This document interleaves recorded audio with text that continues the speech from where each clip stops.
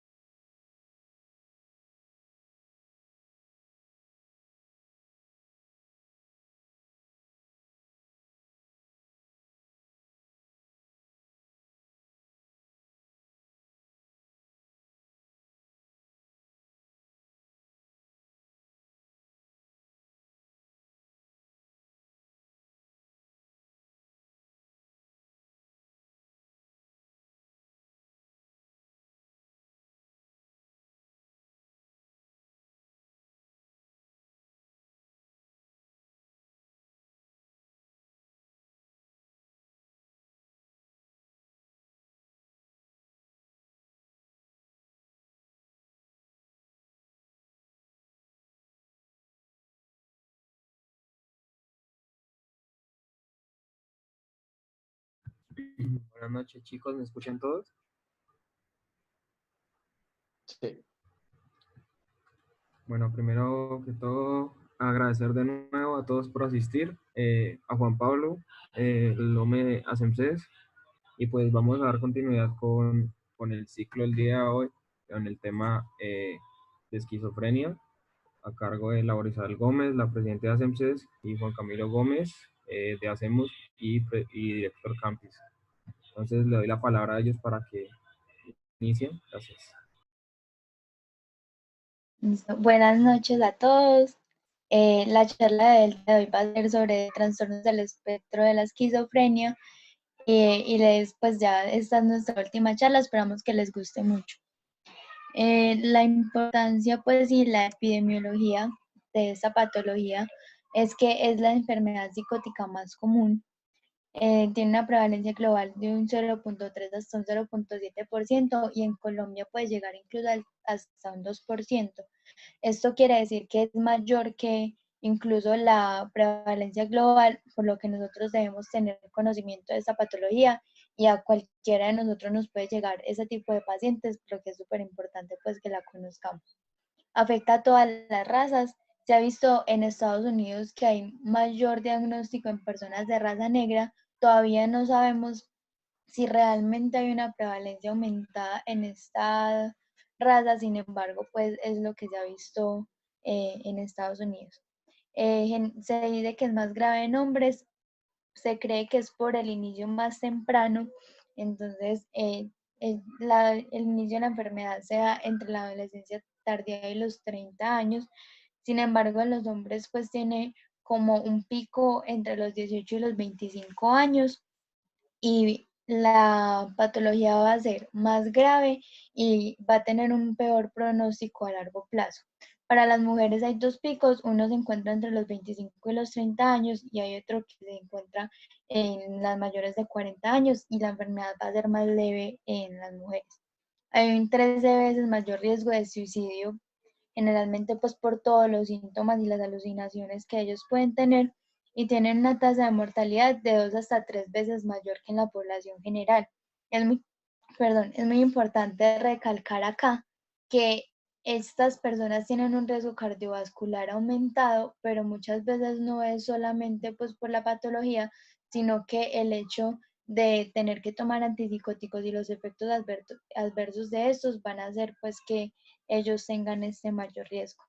Entre los factores de riesgo y las causas encontramos la predisposición genética. Aún no sabemos bien qué alteraciones genéticas de estos pacientes presentan, sin embargo, se ha encontrado que el desarrollo de estas en la familia hace que los pacientes tengan mayores probabilidades de presentar esquizofrenia, asociado a factores medioambientales en los que son más comunes los que se presentan en el periparto, que de pronto el bebé haya tenido complicaciones al momento del nacimiento, que haya tenido neuroinfecciones en la infancia, la infección por toxoplasmosis se ha visto también muy identificada con este tipo y la edad paterna avanzada, sobre todo en mayores de 55 años, lo que van a hacer que la patología se presente.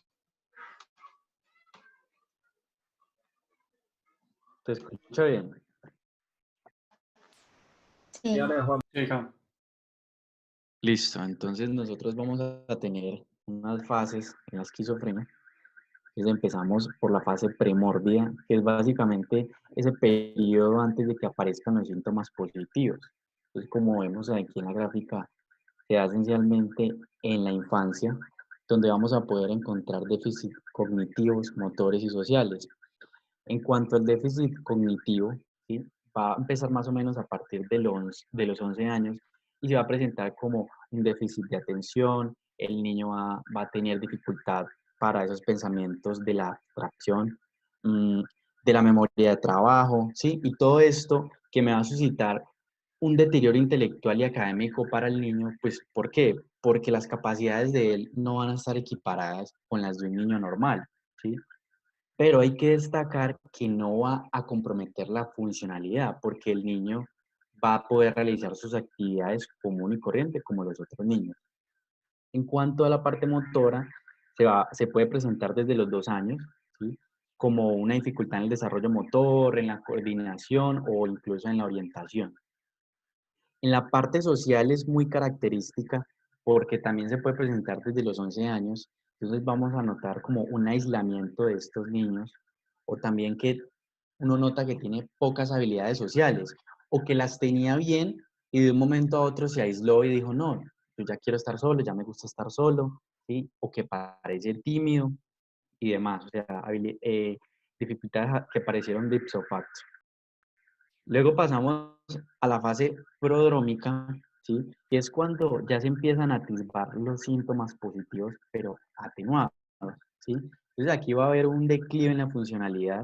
Entonces vamos a encontrar unos síntomas que vamos a llamar síntomas afectivos, pero inespecíficos, ¿sí? Entonces, esos síntomas inespecíficos van a ser ansiedad, irritabilidad, depresión. eh, Algo característico es como una preocupación constante. Además de eso, vamos a tener unos síntomas cognitivos, ¿sí? Que van a ser muy similares a los de la fase premórbida. Entonces, el niño va a tener una disminución en el rendimiento académico, en la capacidad de abstracción, ¿sí? Y en un déficit de atención y demás. Algo muy característico de los síntomas positivos atenuados, ¿sí? Van a ser unas ansiedades de referencia, ¿sí? Que no clasifican como delirios, ¿sí? Sino que son ideas referenciales espontáneas, también pensamientos mágicos o alteraciones perceptivas como lo son algo que se llama el signo del espejo, que es que el paciente se ve al espejo y él nota algo raro en él, ¿sí? Algo como diferente. ¿Listo? Que es característico de la esquizofrenia. Después de esta fase llega el primer episodio psicótico o la fase psicótica, ¿sí? Que es cuando ya empiezan a aflorarse los síntomas positivos. Es aquí el determinante de si la enfermedad se establece, ¿sí? O se disipa, porque hay personas que pueden tener un episodio psicótico en toda su vida, nada más, pero ya hay personas que lastimosamente, pues se les establece la enfermedad y tienen los siguientes síntomas que vamos a ver. En la fase prodrómica se va a dar principalmente en la adolescencia o en la adultez joven. Siguiente. Entonces, cuando la enfermedad ya se establece, vamos a encontrar los síntomas que hemos visto en estas dos charlas anteriores: las alucinaciones, los delirios, pensamiento desorganizado, que se expresa como lenguaje desorganizado, comportamiento motor excesivamente desorganizado, recordamos la catatonia, negativismo, las estereotipias, ¿sí? La oposición y demás. Y los síntomas negativos, aúlia, apatía, anedonia, aplanamiento afectivo, todos los que comiencen por A, recuerdo. Entonces, todo esto sí me va a comprometer la funcionalidad, porque va a impedir que el paciente tenga esas relaciones interpersonales como lo tiene una persona que está en todos sus cabales, ¿sí? Entonces, esto va a alterarme el comportamiento, por lo tanto, va a ser un obstáculo para todas esas relaciones. Pasamos ya al espectro de la esquizofrenia como tal. Entonces, vamos a tener que gira en torno a la temporalidad, ¿sí? Todo va a depender del tiempo, ¿sí? Y del número de síntomas, porque si tienen más síntomas y duran mucho, esto va a aumentar la gravedad de la enfermedad. ¿Listo? Entonces ya tenemos el trastorno delirante, ¿sí? Que principalmente afecta a pacientes entre los 34 y los 45 años y puede tener un inicio agudo o gradual, ¿sí? Y es irrelevante cómo empieza, porque hay algunas patologías del trastorno del espectro de la esquizofrenia que están muy relacionadas con el modo de inicio, ¿listo? Como ya lo vamos a ver. Entonces, el trastorno delirante, según los criterios del DSM-5, ¿por qué se caracteriza? Entonces, el primero es la presencia de al menos una idea delirante con duración de un mes o más. ¿Listo? Entonces, recordemos la idea delirante: creencia falsa, que el paciente defiende, la persona defiende con convicción, irreductible a la argumentación lógica y no compartida por el círculo social. ¿Listo? Al menos un mes. El criterio B es que no cumple el criterio A de la esquizofrenia. El criterio A de la esquizofrenia, ya lo vamos a ver, son las alucinaciones. Entonces, el paciente aquí no tiene alucinaciones, o si las tiene, no son muy exaltadas y no tienen que ver como tal con el delirio. ¿Listo? O sea, si el paciente tiene un delirio de persecución de alguien de una capa negra, y él ve una capa negra, ve un hombre con una capa negra, entonces ya eso ya uno se enfoca como por otros diagnósticos, ¿listo? Entonces, el criterio C: no va a haber alteración en el funcionamiento social o laboral, porque un delirio me va a afectar unas determinadas conversaciones, pero no me va a afectar las conversaciones que yo tenga en un día completo, ¿sí?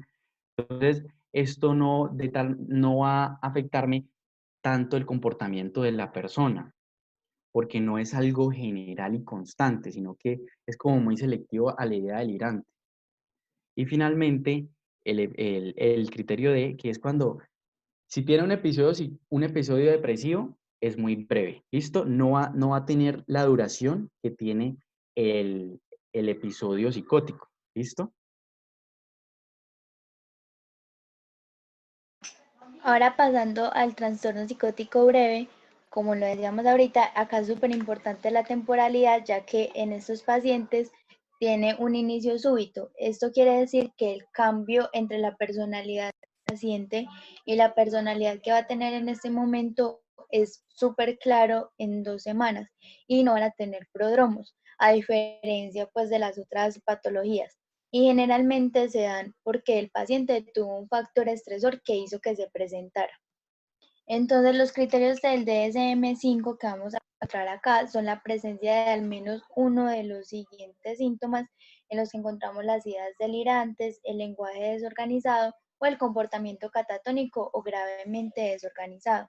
Acá la duración de los síntomas debe ser de al menos un día, pero inferior a un mes. Entonces, la temporalidad también es muy importante en todo este espectro, con retorno total a la funcionalidad que el paciente tenía antes de presentar el trastorno psiquiátrico. ¿Ve? Entonces, no debe tener tampoco debida pues que sea otro trastorno psiquiátrico como lo habíamos visto ayer, que de pronto otros síntomas sean los que predominen, ni que sea a una enfermedad médica o al uso de alguna sustancia. Pasarnos al trastorno esquizofreniforme, en estos pacientes se va a dar entre un mes y 6 meses la patología. Y generalmente, pues lo que lo caracteriza diferenciándolo de la esquizofrenia es que esos pacientes regresan a un nivel basal de funcionalidad luego de esos 6 meses de la temporalidad de los síntomas. Tienen la posibilidad de suspender el tratamiento según pues como el avance y el seguimiento que yo le haga, y un 60 o un 80% pueden avanzar incluso a esquizofrenia. Entonces muchos pacientes van a tener el episodio y nunca más van a volver a presentar ninguna patología. Sin embargo, hasta un 80% pueden avanzar. Entre los criterios de acá deben tener al menos 2 de los siguientes síntomas, entre los que debe haber una idea delirante, lenguaje desorganizado o comportamiento catatónico gravemente desorganizado, que pueden asociarse a síntomas negativos. El episodio debe durar al menos un mes, pero menos de 6 meses. No se debe deber a otro trastorno psiquiátrico ni a ninguna otra enfermedad médica o uso de sustancias que me expliquen esta patología. Ya pasando a la esquizofrenia, encontramos que los criterios están en el criterio A, los síntomas, que debe tener al menos 2 de los siguientes, cada uno presente por un mes. Es decir, dentro de los 6 meses desde que empezó la patología, este paciente debe tener por lo menos un mes, uno de cada de los 3 primeros síntomas. Y ya puede presentar alguno de los otros síntomas, sea ideas delirantes, alucinaciones o lenguaje desorganizado, que son los que uno de esos 3 debe estar obligatoriamente.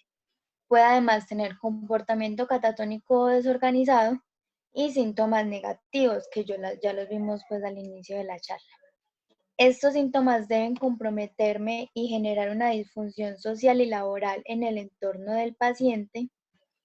La duración de los síntomas debe ser por lo menos de 6 meses continuamente. Esto quiere decir que no importa si el síntoma principal es, por ejemplo, las alucinaciones, entonces, o los delirios. El paciente puede que durante los 6 meses no presente los delirios, sino que, por ejemplo, presente ideas sobrevaloradas. Esto me va a hacer pensar que de todas maneras hay actividad de la patología. Durante los 6 meses no tienen que estar todos los síntomas, sino que pues van a estar presentándose gradualmente y en ocasiones van a estar atenuados. Debo haber excluido trastornos esquizoafectivos y del estado de ánimo.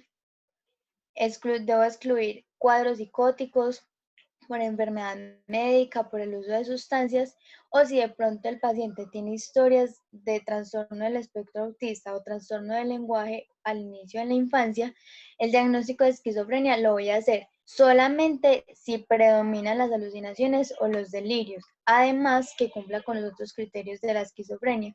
Acá pues resaltamos que, como le decíamos en la charla de ayer, si de pronto el paciente pues tiene otra patología, para yo hablar de que el síndrome psicótico es primario, debe predominar siempre los síntomas psicóticos sobre los demás síntomas que pueda presentar el paciente.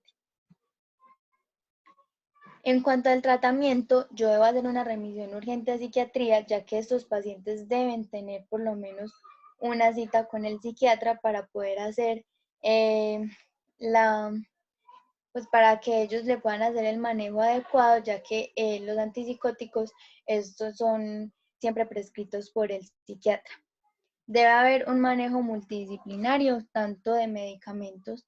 En la psicosis primaria le voy a dar durante por lo menos 2 años la dosis máxima hasta la que me corrija los síntomas del paciente, y luego de estos 2 años yo voy a reducir la dosis gradualmente hasta la dosis mínima efectiva. ¿Esto para qué? Para disminuir los síntomas que me puedan presentar ya pues como los efectos adversos del medicamento. Pero es muy importante que en la psicosis primaria nunca voy a dejar de darle el tratamiento al paciente. En la psicosis secundaria, este tratamiento debo dárselo por lo menos 1 año y ya lo voy a empezar a retirar gradualmente, viendo cuál es la respuesta y la mejoría del paciente. Debo además asociarlo al tratamiento psicológico y el soporte social. Como ya lo hemos dicho, en la psiquiatría es súper importante todo el entorno familiar y social de mi paciente para asegurar una buena recuperación. El objetivo del tratamiento es la remisión. Esto quiere decir que por lo menos tengan 6 meses sin síntomas, pero que no interfieran con el comportamiento de la persona. Los antipsicóticos, como ya lo dije, los debe prescribir el psiquiatra. Esto ya que debe hacerse una elección individualizada, mirando muy bien cuáles son los síntomas del paciente. A veces la gravedad de la enfermedad puede influir en que unos le sean mejor que otros. Eso va a diferenciarse según el precio, el perfil de los efectos adversos, la dosis que pueda requerir mi paciente y cuáles son las preferencias del paciente, ya que pues los encontramos en diferentes presentaciones. Estos medicamentos mejoran todos los síntomas y disminuyen las complicaciones, van a disminuir las recaídas, lo que se va a traducir en una mejor calidad de vida. Estos deben iniciar siempre con dosis bajas y hacerse un aumento gradual hasta lograr el control de los síntomas, y como lo decía pues ahorita, luego de 2 años se hace una disminución hasta la mínima dosis efectiva. Como sabemos, tenemos antipsicóticos típicos y atípicos. Ellos van a tener una misma eficacia, no hay diferencia en la eficacia entre unos y otros, sino que se van a diferenciar es por el perfil de efectos adversos. Entre los más comunes en los típicos encontramos los síntomas extrapiramidales, como lo son el pseudoparkinsonismo, la acatidia y la distonía. Y los atípicos van a tener un aumento del riesgo cardiovascular y ganancia de peso. Esto es muy importante porque en esos pacientes, siempre que tengan consulta, debemos pesarlos, y más o menos 1 mes después de haber iniciado los antipsicóticos, debo evaluar cuál fue la respuesta frente a estos y si el paciente no tuvo cambios luego del inicio de los antipsicóticos, debo hacerle por lo menos cada año un perfil lipídico, una glicemia, evaluarle bien pues cómo está la presión del paciente, evaluarle cuál es el índice de masa corporal, para ver que de pronto el hecho de estar tomando los antipsicóticos no me esté afectando otras patologías. El ensayo terapéutico, es decir, si yo le inicio un antipsicótico, debo tomarlo por al menos 4 semanas, ya que algunos se demoran hasta 2 y 4 semanas para responder y disminuir los síntomas.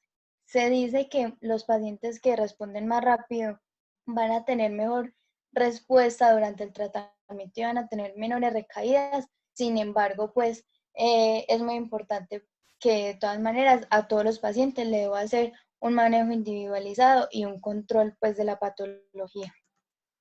Estas son las causas más comunes de que los pacientes no se tomen los medicamentos que se han encontrado en el Hospital Psiquiátrico de Cali, en el que el más común es la no conciencia de la enfermedad por parte del paciente, como ya lo habíamos visto, pues es muy difícil por todas pues, las alucinaciones, los delirios, por todo el espectro pues, que presentan estos pacientes, que muchas veces ellos tengan la conciencia de la patología y de que hagan introspección para que se tomen los medicamentos fácilmente.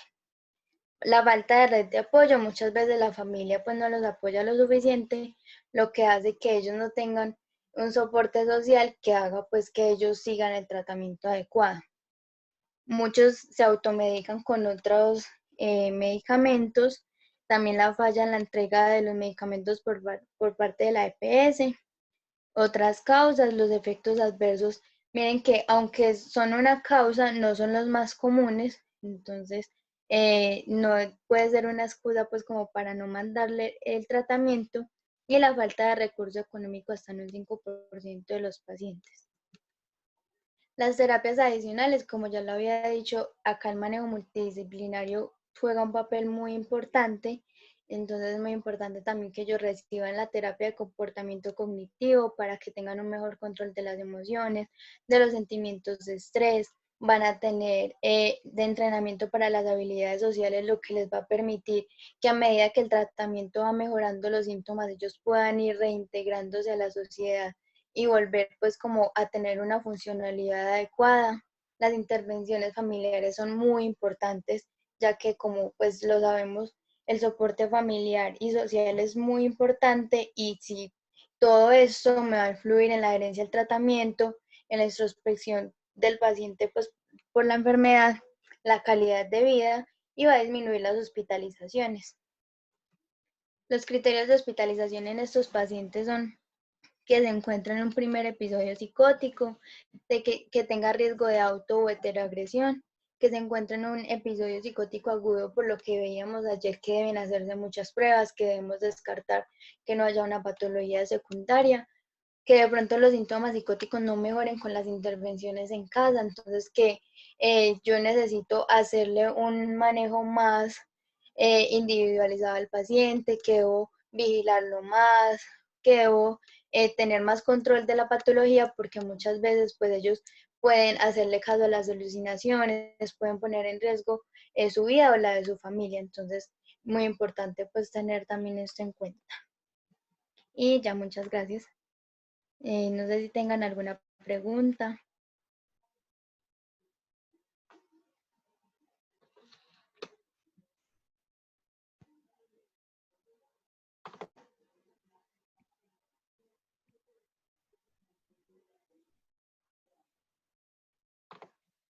Sí, la presentación de hoy no fue tan extensa como las anteriores.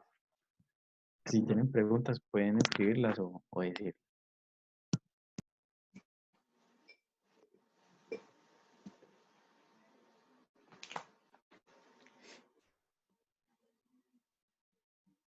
Acá nos preguntan que qué antipsicóticos suelen usarse comúnmente. Pues generalmente se recomiendan, por ejemplo, la risperidona, la olanzapina son de los más usados. Sin embargo, pues como ya los habíamos dicho, debe hacerse una elección individualizada y ver cuál es la respuesta del paciente, y también viendo cuál es el perfil de mi paciente, cuáles son las enfermedades que el paciente sufre, para saber qué antipsicóticos pueden ser mejores y cuáles son los más recomendables en los pacientes. Sin embargo, por ejemplo, también tenemos la clozapina, que es el antipsicótico más fuerte y es el que por última instancia se debe formular. Entonces, pues tener cuidado también con el perfil de efectos adversos.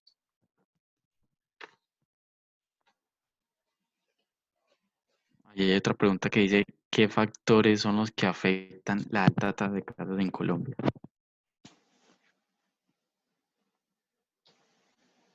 No, pues no sabríamos bien que el perfil epidemiológico pues en Colombia haga que haya una alta tasa de casos. Sin embargo, pues uno podría pensar que como por otras patologías, puede ser por la herencia genética, por todo el entrecruzamiento pues cultural que hubo pues antes y que se daba tanto entre familias, que hiciera que se presentara más en nuestra población.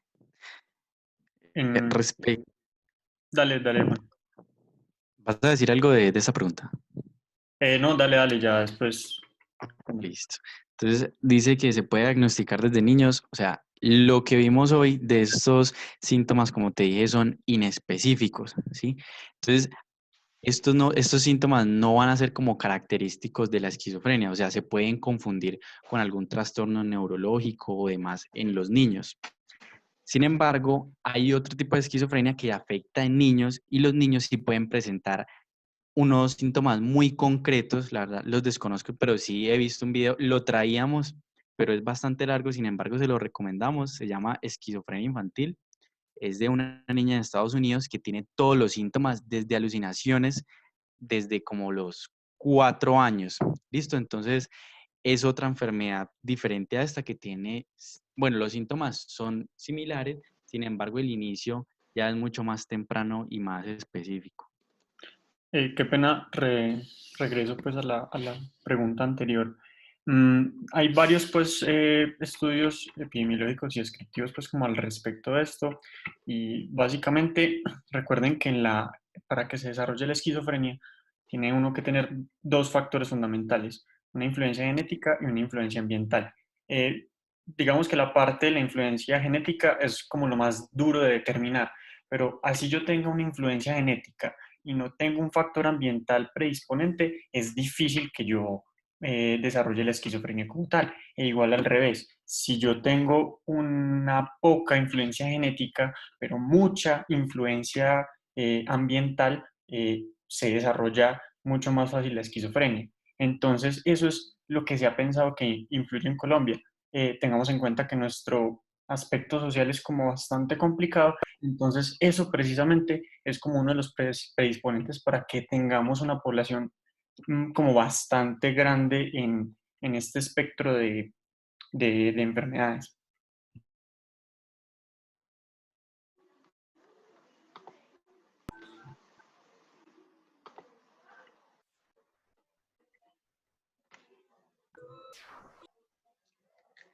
La otra pregunta que hacían es, cuando la remisión no ha llegado a los 6 meses, sino que a los 3 o 4 meses tiene un nuevo episodio, ¿el tratamiento inicia desde cero?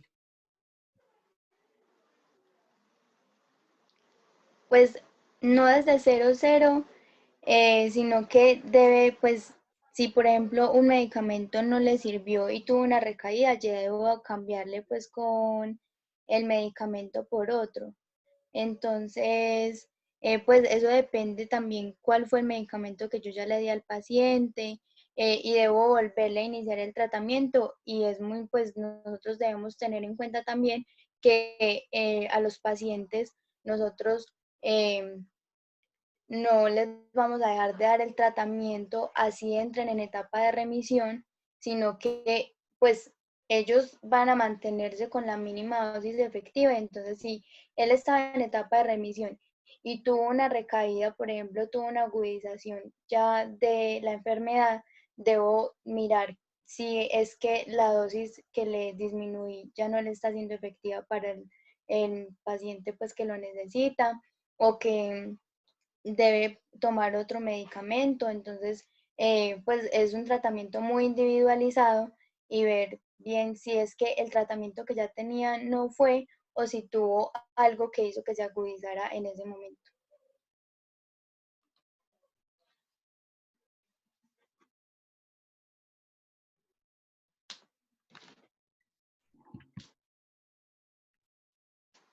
Bueno, continuando con las preguntas, dice, ¿un paciente con esquizofrenia puede llegar a tener una vida normal?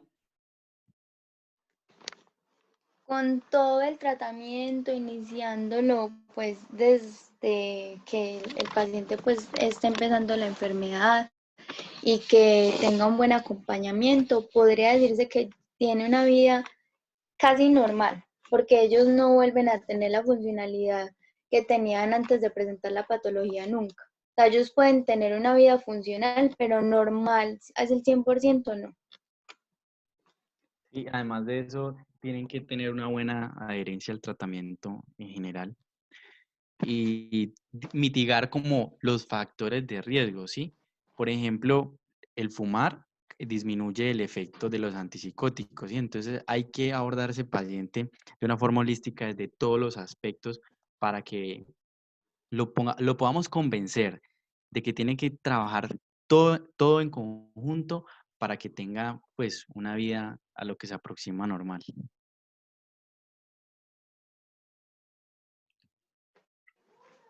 Sí. Nos preguntan también, ¿el trastorno de personalidad esquizoide también presenta algún riesgo de escalar a esquizofrenia?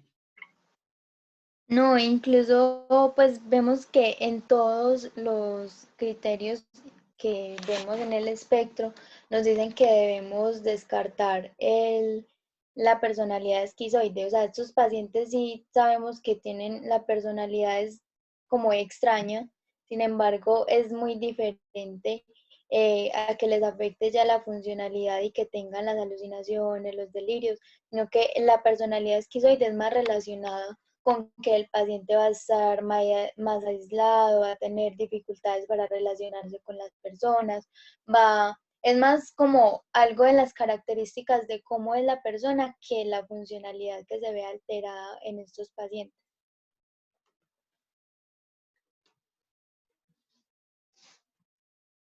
Perfecto. ¿Con la medicación desaparecen totalmente las alucinaciones? Pregunta. Hay pacientes a los que les desaparecen totalmente. Hay pacientes a los que no les desaparecen del todo, pero ellos logran tener una identificación y logran hacer una introspección de ellas. O sea, ya pasan de ser alucinaciones a ser alucinosis. Que el paciente ya sabe, de pronto, por ejemplo, aprende a convivir con ellas, por decirlo así. Digamos que él dice, bueno, estoy escuchando una voz en mi cabeza, pero yo sé que esto no es real, yo sé que esto no está sucediendo, entonces no le voy a hacer caso. Pues como que es más la introspección de los pacientes y hay pacientes a los que sí pueden desaparecerles totalmente, sin embargo, pues no a todos.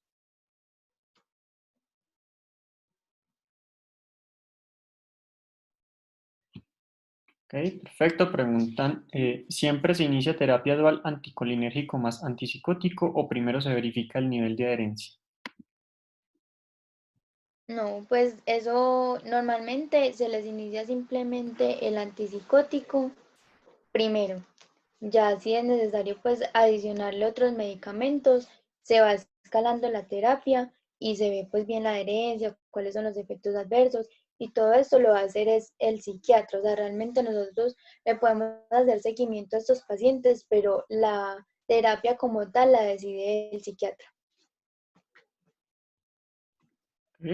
¿Cuál es la incapacidad o discapacidad que tiene un paciente? Tengo una pregunta antes de esa por privado.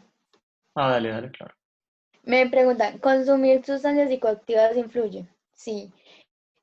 Por ejemplo, el cannabis es una de las sustancias que se ha visto relacionado con los factores que hacen que se presente con mayor frecuencia la enfermedad. Por ejemplo, en pacientes que tengan predisposición genética, muchas veces jóvenes, se ha visto que con la primera prueba pues, de la marihuana tienen un episodio psicótico y que puede ser el inicio ya de la patología esquizofrénica y que esto fue lo que hizo que se presentara. Ok. La siguiente pregunta es, ¿cuál es la incapacidad o discapacidad que tiene un paciente laboralmente? Pues respecto a eso, se da principalmente en los síntomas, ¿sí? Porque todos los síntomas que acarrea la psicosis van a incapacitar al paciente en en esa comunicación interpersonal, ¿sí? Por ejemplo, un paciente que esté trabajando y de repente tenga un delirio de persecución con alguien del trabajo, ¿sí? O empieza a tener alucinaciones o que tenga síntomas negativos, por ejemplo, anedonia, o aplanamiento afectivo, cualquier síntoma negativo, pues eso va a ser un impedimento para que el paciente pueda llevar a cabo sus funciones con normalidad. Entonces, esencialmente se dan en todos los síntomas, tanto positivos como negativos, me pueden afectar al paciente. Listo. Preguntan, ¿con qué antipsicóticos puedo tratar a un niño con esquizofrenia? Pues la verdad no conozco muy bien cuál es la seguridad de todos los antipsicóticos de la infancia. Yo sé que, por ejemplo, la risperidona, que es incluso usada en otros trastornos que se presentan desde la infancia, puede usarse, pero todo el perfil no lo conozco realmente. Mm, Se ha visto mucho de antipsicóticos atípicos, el aripiprazol es, digamos, como uno de los que podría tener mejor espectro, pero hay que tener pues varias consideraciones, generalmente iniciar terapia como a los 13 a 15 años más o menos, y también pues va como muy ligado también es porque a pesar de que sí existe, como hablábamos ahorita, como ellos respondían de esquizofrenia en niños, por el espectro pues del tiempo y toda la enfermedad prodrómica, se tiende a diagnosticar un poquito, pues, tardío ya tirando a la adolescencia. Entonces, este es uno de los medicamentos que yo he leído, pues, que podría usarse.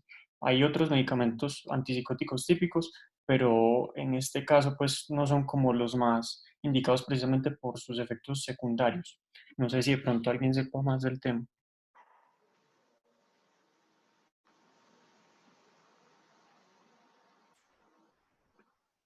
Bueno, la siguiente pregunta es, eh, ¿podrían repetir cuáles son los aspectos ambientales que pueden llevar al desarrollo de la enfermedad? Sí, pues por ejemplo, el uso del cannabis, como ya lo había dicho, infecciones por toxoplasma, complicaciones obstétricas en el momento del parto, infecciones del sistema nervioso central en la infancia, que tengan una edad paterna aumentada que sea después de los 55 años, han sido los que más se han relacionado. Pues pueden haber otros, pero son los más relacionados hasta ahora. Si la esquizofrenia puede ser causada por factores ambientales, ¿se podría ver una solución en en la epigenética? Supongo que sí, pues o sea, si ya se hace un control más seguro de qué son esos factores y cuáles son los que están influyendo en la presentación de los pacientes, pues habría que hacerse estudios y evaluar bien si al cambiar esos factores medioambientales hay una mejoría o hay una disminución de estas presentaciones. Ok, preguntan, ¿algún otro trastorno mental puede desencadenar una esquizofrenia?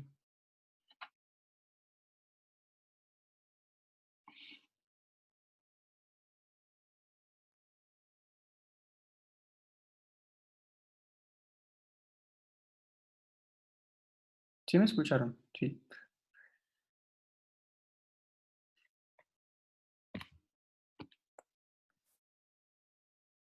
Bueno, creo que Laura como que se le cayó otra vez Se le ve el internet. ¿cierto? No sé.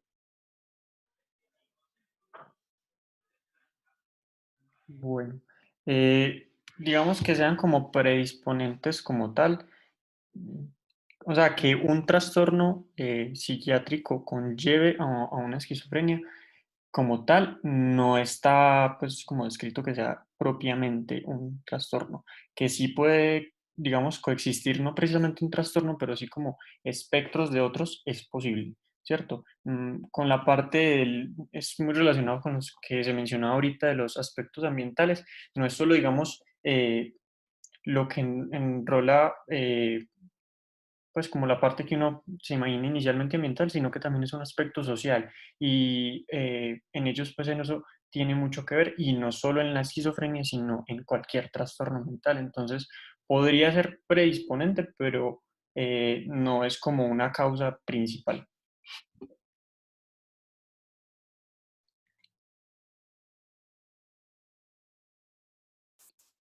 Ok. Cuando estos pacientes presentan una alteración de la parte de sueño-vigilia, se encuentran en una fase prodrómica. Esa es una pregunta. La otra es, ¿y en estos casos los medicamentos no causan problemas en estos pacientes?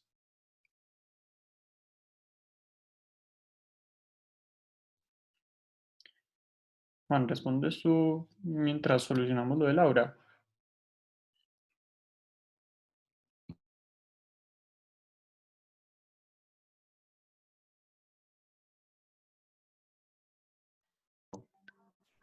¿Se me oye?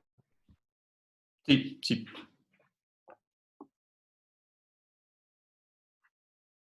José, tío.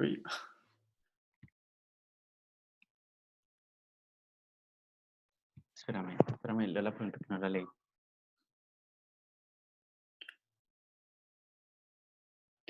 Bueno, en este caso, pues la alteración del...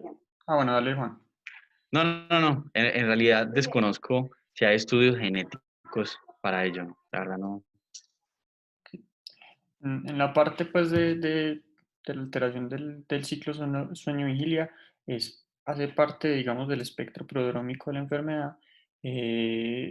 Entonces podría así ser cierto pues que cuando que inician o tienen cambios de este ciclo, pues se están desarrollando y aumentando, digamos, en las fases que Juan mencionaba ahorita. Y en estos casos los medicamentos podrían causar problemas, eso sí no sabría responderles. Como si hiciese pues como algún cambio en esto, no lo tengo muy claro. Y Andrés pregunta, ¿se puede determinar la predisposición genética antes de que el paciente presente algún episodio? Pues de poderse, sí, hay varios pues alelos que están implicados, pero eso no es lo más común, ¿cierto? Eso no es, ni siquiera pues así tengas pues un componente genético en tu familia de alteraciones o trastornos mentales, específicamente en esquizofrenia, pues no suele medirse, ¿cierto? No suele hacerse un estudio genético que me mire esto, pero dado el caso, sí es posible pues determinar que hay genes que impactan más en el desarrollo de la esquizofrenia. Pero recordemos, no solo por tener esa alteración genética voy a desarrollar al final la esquizofrenia, ¿cierto? Tiene que influir otros factores en eso.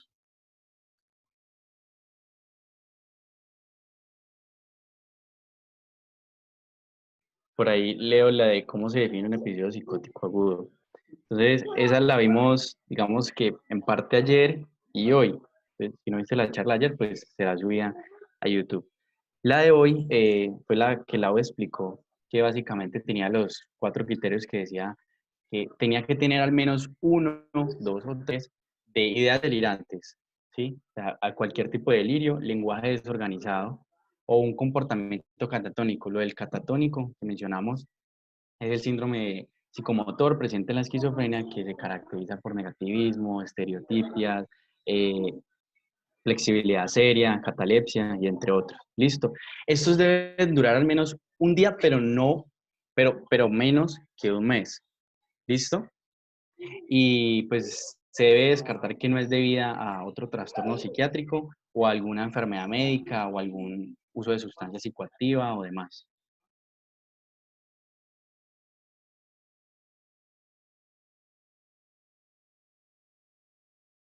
¿Ok? Preguntan cómo se ve la imagen cerebral en un paciente con esquizofrenia en sus diferentes etapas y si tienen predominio negativo y otro en predominio de síntomas positivos. Bueno, todavía no he visto hasta por allá, entonces no sabría responder. De pronto, Lau, Espérame un segundito, ya le habilito a ella. ya está entrando. Listo, Lau. Mira a ver si te da. ¿Escuchaste la pregunta? Ahora sí, me repiten, por favor. Perdón, apenas entré. ¿Cómo se ve la imagen cerebral en un paciente con esquizofrenia en sus diferentes etapas, tanto con predominio de síntomas negativos y otra en predominio de síntomas negativos? Mm, digamos que pues en la neuroimagen todavía no hay claridad realmente pues como cuáles son las diferencias o algo específico que me haga pensar en que el paciente tiene la patología. Pues sabemos que ellos tienen una alteración en las vías dopaminérgicas y puede que de pronto en la sustancia negra nosotros veamos alguna, pues como mayor cantidad de dopamina y eso, pero todavía no hay claridad en los estudios de realmente si en las neuroimagen puede haber algo que me haga pensar en esquizofrenia. Sí, eso es bastante complicado pues de determinar, empezando pues porque para los estudios, digamos, iniciales en un paciente con esquizofrenia, pues nos limitaríamos a una neuroimagen como tal, un TAC, sin mucho una resonancia, pero no un estudio como tan funcional. Lo que se ha visto, pues y lo que decía Lauris, hay como alteraciones también en la sustancia blanca, pero que no son pues, digamos, que sean como muy relacionados únicamente a esquizofrenia, entonces como que podría variar en eso. Pero como tal no se encuentra pues como una diferencia, como supongamos pues que si aumentase pues una zona en específico, disminuyese una captación, algo así. Pero eso no se ha evidenciado, o por lo menos pues no sé exactamente si eso se ha visto hasta el momento. De lo que entiendo fue lo que les dije. Pues, y de incluso de lo que yo estuve leyendo, decía que todavía hay muchas controversias, pues, a nivel de la neurología, pues, en esta parte, que ellos sí han buscado y han hecho estudios que busquen que de pronto en la neuroimagen haya algo que me haga pensar más, pero todavía hay muchas controversias incluso en el mismo campo del estudio. Entonces, pues, hasta que no, ellos no determinen eso, pues, nadie más va a asegurarlo. Perfecto. Preguntan del recurso mencionado de esquizofrenia infantil. Es un libro, un artículo, es un video, ¿cierto? Sí, nosotros ahorita les podemos pasar el link que Creo que es incluso... el link que mandaron ahí abajo. Es el, como les Ah, digo. bueno, no sé, es que en el chat se me perdió, perdón. Listo, perfecto. ¿Tienen alguna otra pregunta?